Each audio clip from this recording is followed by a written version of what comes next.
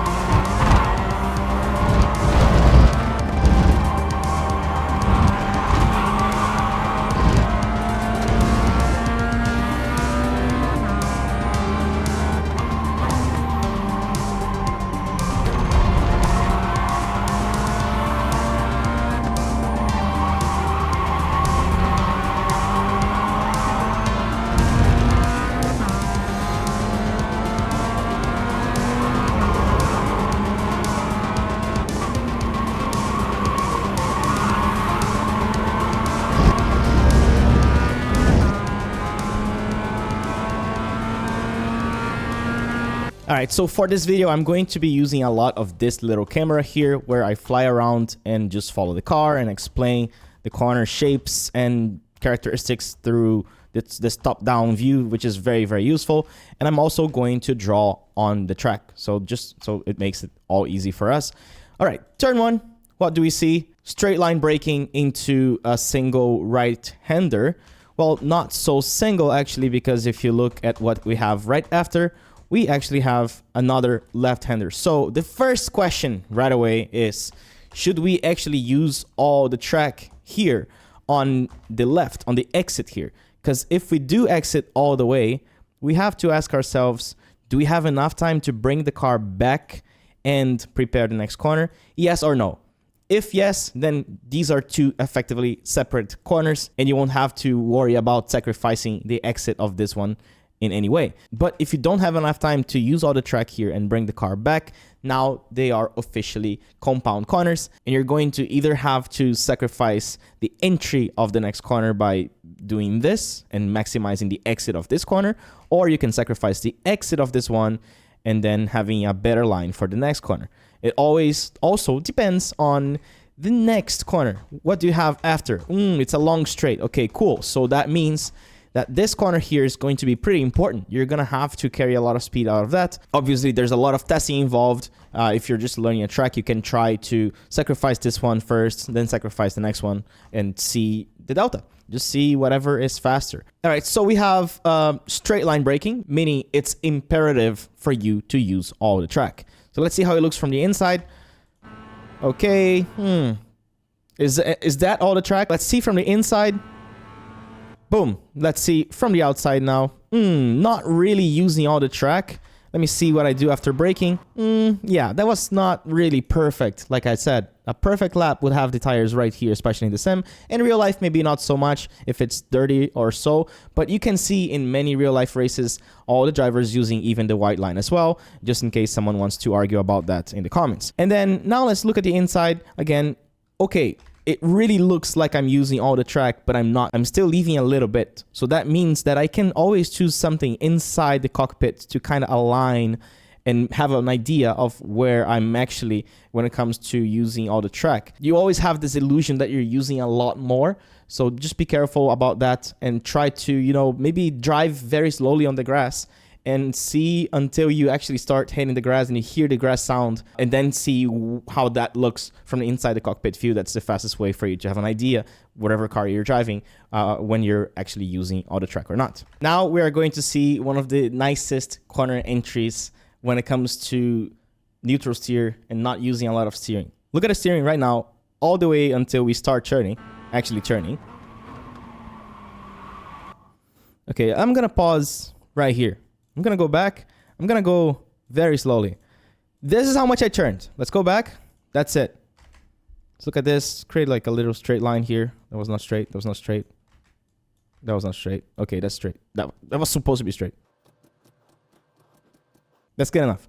So you can see that I'm turning this much here. Now that's not a lot. That's probably like, I don't know, maybe less than 5 degrees. But because I am braking and downshifting aggressively and the steering ratio of this car is pretty small, it's already enough to get the load on one side, to stress the rear tires with the engine braking, so a lot of engine braking, you can hear the engine, and to have all the load on the front tires. That is enough to get the car to start bending and pointing to the corner. I'm doing that by feeling very, very lightly, force it back and turning barely anything, just enough to initiate that rotation. Now let's go frame by frame. Okay, that's it. Steering almost pretty much straight. Now it's literally pointing to the left and the car is going right. A little bit more to the right. Okay, now the car is oversteering even more. Ooh, bigger correction. Bigger correction. And the car is still gaining rotation. If you look at the yaw rate, if you look at the actual rotation in degrees per second, the car is still gaining speed. Even though I'm turning this much to the left, the car is still going that way. Why is that? Because it's really bending on one side, and I'm just adjusting that. The car is literally drifting. It's drifting at a very, very, very slight angle. It's almost like, I don't know, imagine a 6 or 7 or 8 degree drift. That's precisely what neutral steer feels like, and that's where you get the most forces from the car. And then from here, at this point, I'm barely chair braking anymore, and the engine braking is already low. So I'm gonna, oh, actually there's even one more burst of correction, and then now from here the car is going to oversteer less and less and less, and I'm going to be able to actually force a little bit more with the front tires and actually turn and get back on power. Now that I get back on power, this car doesn't have a lot of power, so I shift a lot of weight back to the rears, and the car is gonna have a lot less front grip, so that means I can actually force the fronts a little bit more to get them to work and scrub them a little bit. We call that overdriving the fronts. It should be a very small thing. It's not a lot. So you can, if you look at the steering, it's still not that much. I'm not even turning 45 degrees here. And then from here, I'm full power and I'm going all the way to the outside. Let's look at that at full speed. The amount of steering on entry here. Beautiful, beautiful, beautiful. This is very high level. Again, the idea of this video is to break down what a perfect lap looks like. And I know this is very difficult to achieve, but it's just so you have an idea of what a perfect lap looks like. After this, get back on power. Try not to scrub the fronts too much. This car doesn't have a lot of power. If you turn more the steering, your speed literally doesn't go up as much because the scrub from the front tires will be slowing the car down. And I let the car go as much as it can go. I'm almost using all the exit, but not so much because I don't have that much time to bring the car back to the right, and I really want to maximize the next corner. So I'm going to bring the car as much as I can, and now I'm already turning left, and by the time I get here, let me see how much of the track I use on the outside. Okay, more or less.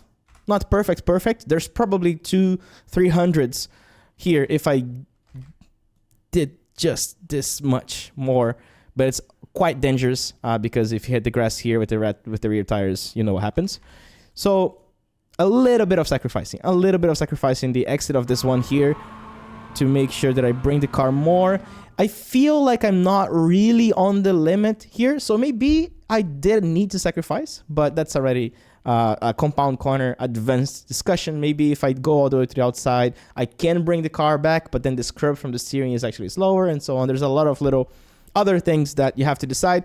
In the end, you have a simulator just test it. Test always. Test going all the way to the outside and see if you gain lap time or not. Then for the next corner, we have a very, very fast left. So what do? I'm going to turn in first, and then I'm going to balance and control the line of the car essentially with the pedals, not necessarily with the steering. The steering here, I'm going to lock the priority of the steering to always keep pulling the car to the left as much as possible, and I'm going to adjust the balance of the car between understeer and oversteer with the pedals. This is always the fastest way, because if you turn and you're trail braking and you oversteer and you correct while still trail braking, wait, you're trail braking because you want more rotation. So if you counter steer while trail braking, why is it trail braking there, right? Instead, you keep turning and you release the brakes more, and if it's still oversteering, then you actually touch the throttle a little bit and adjust the balance always as much as possible on the pedals. That does not mean I am not going to countersteer. I am just going to minimize the amount of countersteer as much as possible because I want to keep my fronts loaded. It's all about creating the longest time and the strongest lateral forces for the entirety of the corner. Always. This is where lap times come from motorsports. It's about maximizing cornering load. And you really want to keep the fronts working and adjusting the balance with the pedals to make sure the car is right on the middle between understeer and oversteer at all times, from corner entry to apex to exit. That is the very definition of a perfect corner. So what am I going to do here? I'm going to turn in. Now I'm going to adjust a little bit of brakes, just a little bit of brakes. See, that was it. That was what it shows here in the graph. 4%, 3, 2, 1, 2, and then back to power. As soon as I get back on power, I'm clipping a little bit this curb in the grass to just get the car to even like turn a little bit more. And then as soon as I get to the exit, just make sure you don't scrub the fronts again. Like, you want to stay on that nice neutral steer. As soon as you force the car too much, you're not on neutral steer anymore. Now you're either oversteering or understeering. In this case, in this car, at a high speed corner, it would be a lot of understeer. So I can't turn more. I have to leave it there and let it go wide and try to scrub the least speed possible. And that is, I have to accept that this is the maximum amount of lateral force that I'm going to get. And then a little bit of clipping on the dirt there. Probably lost 200s, 300s. Not really sure if I would lose less by not using that extra, or if I would lose less by gaining speed and carrying more speed and then losing that time by touching the dirt. Again, a decision to be made that you take practice, practice, practice, and then figure out whatever is faster, depending on the tire model, depending on the simulator, depending on the car, depending on the track conditions, and so on. Then we go flat, flat, flat, flat, flat. Another very, very long corner. And same thing from turn one. You're going to see me boom, boom, second gear very early. Why? Because I want that engine braking to start turning the car. And then it's going to be the same thing. I turn a little bit. That's it. That's it. A little bit. Now I'm correcting. Now I'm correcting. Now I'm correcting, correcting, correcting, correcting, correcting. And you will see that all the way into the apex. So let's see this in full time.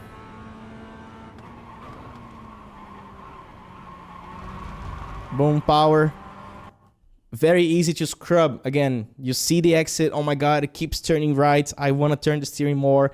If you turn more, you scrub speed. So make sure you don't do that. And where even is the decision here? So let's talk about this corner, top down here. Where do we decide to accelerate? It's a very long corner, opening radius. So let me see. Okay. See, it's kind of tricky. How do you know? Let's play it here. The decision that I take. I got back on power right here. And you're going to think like, oh, I thought you were going to accelerate right here. Because that's the middle of the corner, right? And it does make a lot of sense if you look from a top-down shot. But this is an opening radius corner. So when you get back on power here, the car actually is capable of tracing all this and gaining a lot of speed. And if I were to carry more speed here instead and try to do, say, a double apex, or just try to like bring the braking all the way here and then accelerate, by the time I get here, the car would be way too slow and I would never regain the speed, just because the car would be so slow that all this, I would be able to stay on the inside. So when the corner is an opening radius, meaning it gets easier the longer you go, then you will actually accelerate earlier. If the corner is closing radius, meaning, say, if we did the opposite, right? If we came from the top here, braking, and then accelerate, then we would probably accelerate somewhere here, a little bit later actually in the whole process, because this is the part that would limit us from doing that arc, from doing that rotation.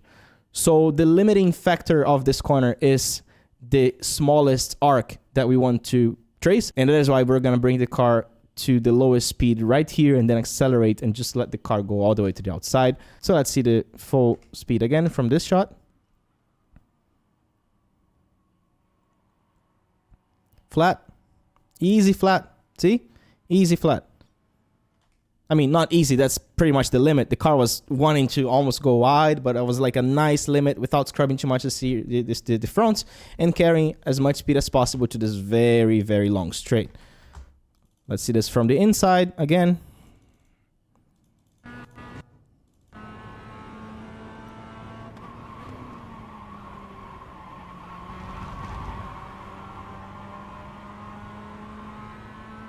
There you go. Now let's talk about spirals. This is one thing that I always teach to all my students, and everywhere I talk about racing technique, the spirals are the main guiding principle of reaching the good lap. So spirals are essentially the behavior that the car takes when you're decelerating. So if you're decelerating, you are creating a closing spiral because the car is capable of turning more and more and more. And if you're accelerating, then you're creating an opening spiral because the car is capable of rotating less and less and less. These are spirals, and they guide every racing line in every corner where you change your speed. The only place you would maintain a consistent arc on a corner would be if you were doing it flat, and because of the scrub, your speed would be maintained at exactly the same. Even if you're doing a corner flat that is actually gaining speed, it would be more like an opening spiral. The only situation where you turn a consistent radius is if your speed is exactly the same during the entire corner. So following this spirals idea, how does my line look? I start turning a tiny bit, right? I told you, like, I'm turning this much, not a lot, not a lot, not a lot, not a lot, not a lot. And then I start turning more and more and more and more. And now I add even more steering and more steering and more steering and more steering. Why is that?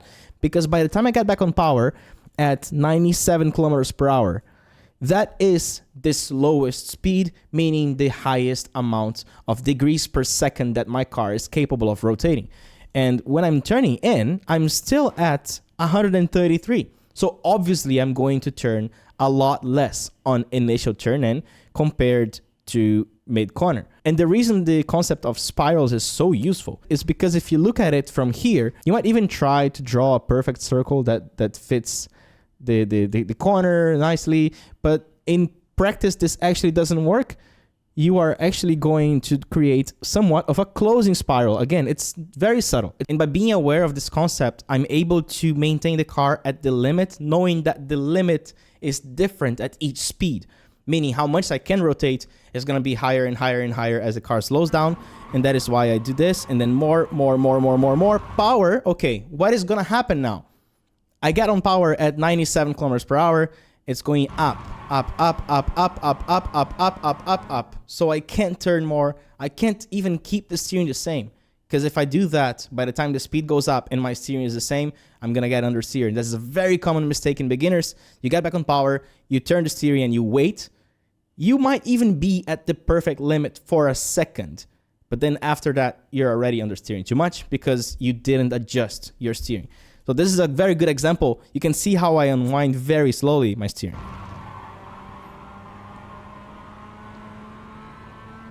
Because I am really, really respecting the limit and respecting that the faster the car goes, the less it wants to turn. And if I scrub the front tires, the slower the car will go. So just make sure that when you're getting long exits like that, you're always respecting that and not overdriving the front tires. Then we have a hard braking zone into a hairpin, and this is the best opportunity to talk about this. We can't abuse ABS on the initial turn in. If we do that, we are going to get a lot of understeer. So let's see what I did here first.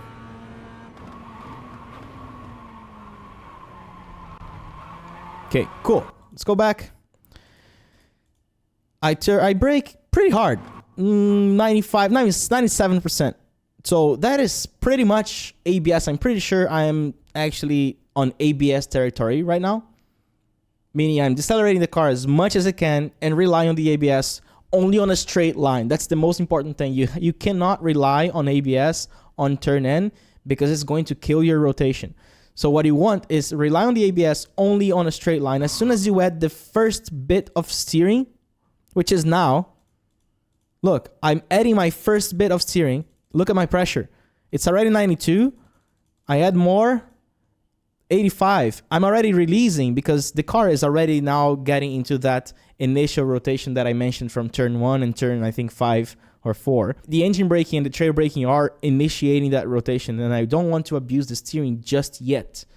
The steering is not necessary. If I try it here, the car is already very overwhelmed with everything else that's happening. There's so much braking on the front tires. There's so much weight. The car is still very fast, so it can't rotate. It's going to eventually create a closing spiral, remember. So releasing the brakes. Correction. The car is gaining rotation on its own, and I'm releasing the brakes to let that happen. If I kept the brakes at 80%, as soon as the car gains a little bit of rotation and bends a little bit too much, and the brakes are still at 80%, I would activate ABS on the front tires, and the car would actually understeer and lose it. So if you just stay at a fixed pressure as you add steering in a car with ABS, eventually you will get into really bad understeer. So you have to always release the brakes as you gain rotation, because there is this perfect combination at each slice of time, at each slice of the line. There will be a perfect combination between the steering and the brakes. So it's gonna look like this. Let's see if I can draw this. So right here, we're gonna have 100% brakes and 0% steering, right? As soon as I get here, I go to, let's call 1% steering. It's gonna be 99 brakes, and then we do that transition. At this speed only, like on a straight line, this works. But as soon as you start turning in, for each slice of time, there will be an ideal combination that will make the car rotate the most. So for example, if right now, right here, I have 31% brakes and it looks like 10 degrees, yeah, 15, let's go 15 degrees of steering. This is what I believe, what I feel through feedback, through experience, through practice, that will create the highest forces at this moment. Right now, when I get here, this number is going to be totally different, right? It's going to be, I don't know, 15% brakes and a lot more steering, because right now we will have less engine braking and everything. So it's probably going to be, I don't know, 35 or 40 degrees of steering.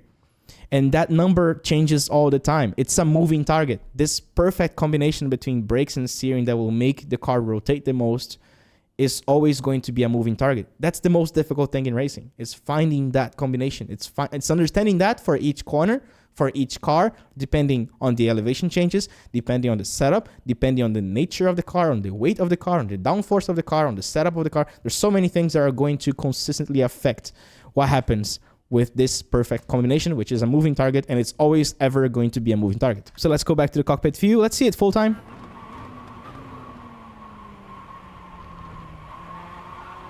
Boom. Maximum rotation point right here. 65 kilometers per hour. Maximum steering. That's the moment where I drop the brakes from what? From 12% to 0 and straight to throttle. So I'm really relying on the trail braking all the way until the end. You can see I'm really not coasting in this car. Rarely coasting. There will be a few places I'm going to show you the next few corners. And going straight to power. Also quite aggressive on power because this car, again, well, it's a Mazda MX-5. It's not going to have like a lot of power, but it was not so fast. If you look at this here, you can see that I did this with the throttle, not this. That's because I didn't want to smash the throttle so fast to induce a little unnecessary wheel spin that would probably make the car oversteer a little bit or bend a little bit. So depending on the car, depending on the grip, depending on the corner, you're going to have different applications. In a high speed corner, I would definitely do this, but because this is a first gear corner, even on the MX-5 with good entry rotation, the balance of the car is good. I didn't need to go so aggressive. This was good enough to pick up that rotation. And if the car has a lot of power, then it would look something like this, where I go straight to a point where that would be the traction limits, and then I would actually modulate up to not generate any wheel spin. Closing spiral, power, okay, a little bit of oversteer, a little bit of wiggling on the steering. The unwinding motion of the steering should always be a function to something. You should never actively unwind the steering because someone told you to, but rather because the car is either oversteering or understeering. Don't forget this. You should always unwind your steering as a function to whether the car is oversteering or understeering, nothing else. There's no point in unwinding the wheel if you're under the limit. There's no point in unwinding the wheel if you're under the limit, because this is the easiest trap to fall as a beginner when people tell you to use all the track and you unwind the steering while being way under the limit just so you can see the car beautifully going all the way to the outside curb, and then you can tell to your friends or to your teammates or to the coach, you see, I'm using all the track and I'm still slow. Tell me why. You should go out to the outside because of inertia, because you have no choice. You got back on power and you're like, ooh, I'm going out because the car is taking me out. I actually do have a full video about that. It's called Why Using All the Track is Slowing You Down. It's a very, very useful video. For this exit, we actually have another compound corner. This is definitely going to be a compound corner, because if you look at the line that I take here, I really bring the car just enough to be able to bring it all the way to this white line, because the next corners are going to be more important and you don't want to gain speed here for this tiny straight and then lose speed here for this big of a straight here. You see this? Exiting faster from here will gain you this much time, and exiting faster from here will gain you a little bit, and then you're already here. So you might gain 0.1 here by getting a good exit, but you're gonna lose way too much on this area here by trying to sacrifice this entry. So this is very important then. We want to have the car right here. This is a very, very important place to be, and that is why I do this line.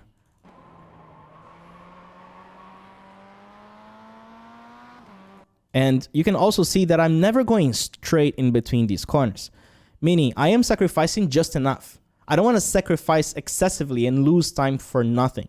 I will sacrifice this exit just enough that I can still bring the car here barely and then already turn to the next corner. Meaning, if I exited right here, and then I go straight, and then I turn, then all this here is time lost. Meaning, I can actually carry a little bit more speed to bring the car back, and then do this transition already. In between compound corners, we are still racing. We are still driving. Do not take a nap here. You have literally 1 second to prepare the next corner. That's why it's so important to sacrifice just enough and bring the car all the way to the outside of the next corner. From the cockpit view, track usage wise, this is a quite difficult corner to nail, because it's very easy to hit the grass here and spin. Like if you touch the grass here, you're done. There's nothing you can do, right? So you really got to be a little bit cautious with this one. Again, this is how it looks from the inside. It looks like I'm using the grass, but now let's look from the outside, not using the grass. This was a pretty good one, by the way. Damn. So, yeah, this is the limit. I took the risk. And then here, don't have to brake on a straight line, so I turn in quite not quite fast, but I already want to bend the car, and then I'm gonna use the brakes just to adjust that balance of rotation. So there's not a lot of straight line, straight steering initial turn in because I'm not braking hard. Those examples were only for the corners where I was braking very hard on a straight line. For this one, I'm actually gonna turn the steering, and then I'm going to touch the brakes this much. Look at that. I actually did coast a little bit because I felt the car was a little bit too loose, and there was no point in adding more trail braking if the car was already on the limit of rotation. If I added more trail brake, I would spin. So remember that. You only coast when the car's rotation is already enough. And in this case here, this happens because the track actually falls a little bit. It's quite difficult to see, but there is no grip right here. When you start falling, there's a crest like this. You're crossing the crown of the track. There's a little crown here that's made to drain the water. So when you turn in, you're going to cross that crown. It's going to feel like a little jump. The car will get light, and you're going to have way less grip. So we turn in. Okay. Now we fall, and the car is very loose. And that is why there's no point in trail braking, because the car is already on the nice limit right in between oversteer and understeer. Get back on power. A little bit slower on the acceleration here, just a little bit, because I'm jumping the curb and I don't want to smash the throttle and get into a little snap. That's why I'm squeezing the throttle a little bit more slowly. Even with that, I had to do that correction. You can see a little correction here. Go all the way to the outside. Now stay here. You don't have to try to come back. Stay here. That's already your turn in point. Every time you have a double left or a double right, the exit of the corner before already determines the entry of the next one. And it's very important to get this exit right, because if you bring the car here, you lose time twice. You lose time because you didn't use auto track on the exit, so you lose time here. And you also lose time entering the next corner because you're not using auto track here. The arc is going to be a little bit smaller. You're going to have to slow the car down more to do that. So very important, no double lefts or double rights, to use all the track and connect the exit right away with the entry of the next corner. And then I'm going to turn in. Again, same thing. A little bit of braking, a little bit of coasting. It felt like the car was dancing. Back on power, and had to do a little bit of a bigger correction right here, but that was still fine. And then we have 2 hairpins. So initial braking, boom, boom, turn a little bit. You can see that I'm actually not doing that many corrections here because I probably braked a little bit too early, and I felt like the car was not really on the limit to the point of needing to correct and having that straight steering into the corner. So I needed to turn a little bit more. I was adjusting for it. You probably already realized that this is not a perfect lap. It's just clickbait for YouTube, but like it's good enough to explain. And as soon as I get here, a little bit of this. What is this? What is 27% throttle? Why am I going to 27 and then I'm going more? It's because if I did go straight to 100%, needing that much rotation, I would actually just induce a wheel spin and get a lot of oversteer. So what I wanted to do here, I felt the car was actually oversteering. And to compensate for understeer, what do? You trail brake, right? So if let's create a little line here. If you're understeering, you do this and the car turns more. All right, you're using the brakes, trail braking. But if you're oversteering, you use negative brakes. What's the opposite of brakes? It's the throttle. So you actually accelerating a little bit, you create exactly the opposite effect of trail braking. So if you get understeer, use 10% trail brake to get the car to point more. If you're getting too much oversteer, even while coasting, then use 10% throttle to just correct that and make the car a little bit more stable before you accelerate. You see, this was after we brake on a straight line, and this is before we accelerate. In real life, how is this going to look? This is going to look very, very, very, very, very subtle. We're going to see something like this. We're creating this. And obviously, this whole process here is to correct for understeer. We just don't want to get a lot of understeer. And if we get a little bit too much oversteer somewhere, we're going to do this, and then we're going to accelerate.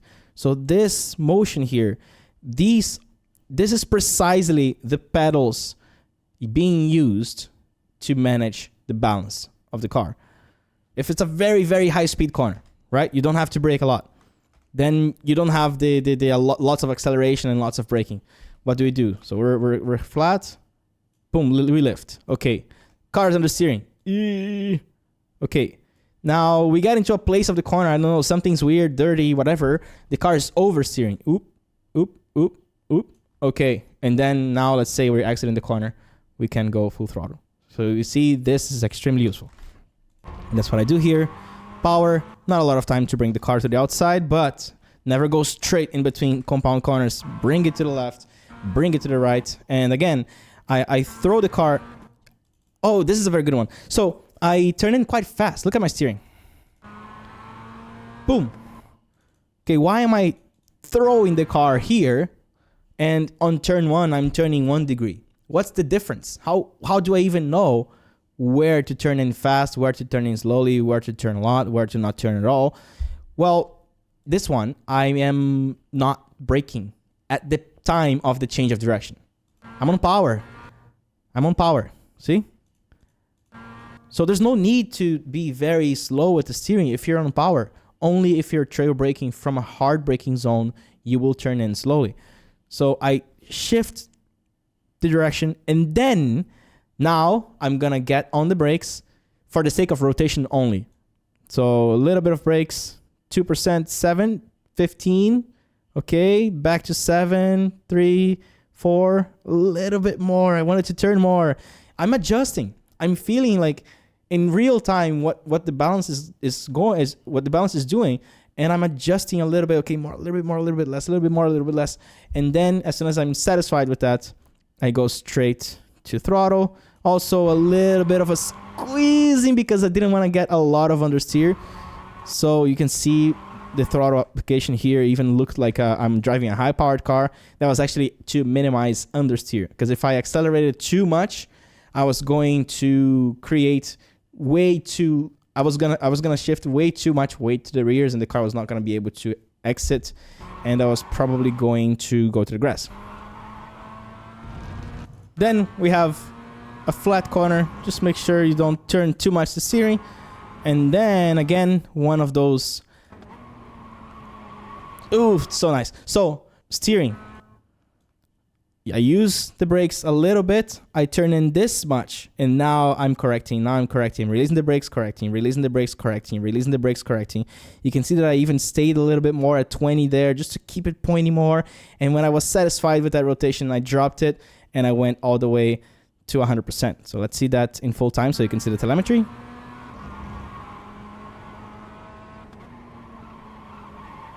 Yeah, so if you look at the telemetry, you can see that my brakes did this. What is this? This is conscious Suelio adjusting for the rotation. Okay, this is good rotation. Maybe a little bit too much rotation. Let me drop the brakes. Oh, but now I'm actually dropping too much. I need more rotation. So I keep it a little bit.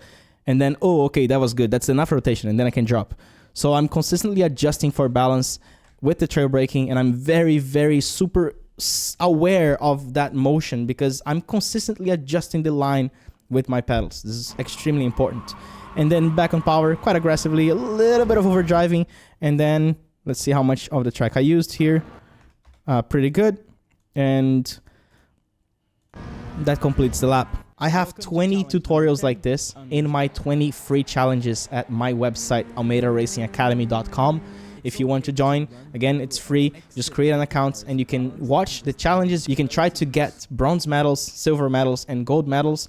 The bronze medal represents you being a top 5% driver when it comes to lap times. The silver medal means you're a top 2.7% driver, and the gold medal means you are driving as fast as a top 1% driver would do at that specific combo.